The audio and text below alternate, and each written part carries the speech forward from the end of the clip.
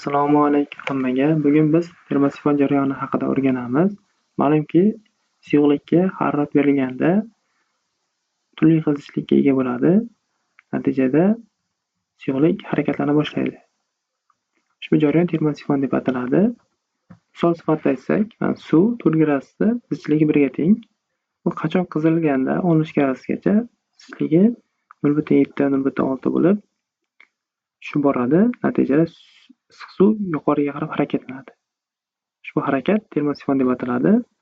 Misol sifatida mana bu kalonni sovuq suv pastdan harakatlanyapti, bu yerga boryapti. Bu yerda riboylar, ya'ni termosifon qizirilyapti. Qizirilganda zichlik kamayib, yuqoriga qarab harakatlanadi. Natijada mana bunaqa sirkulyatsiya vujudga keladi. Biz buni uyda ataplinada ham ko'rishimiz mumkin.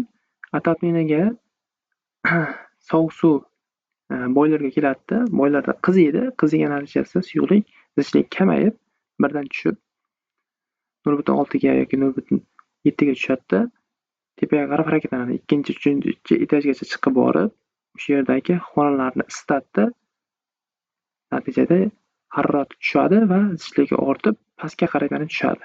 Mana pastga qarab tushib, ushbu sirkulyatsiya davom etadi.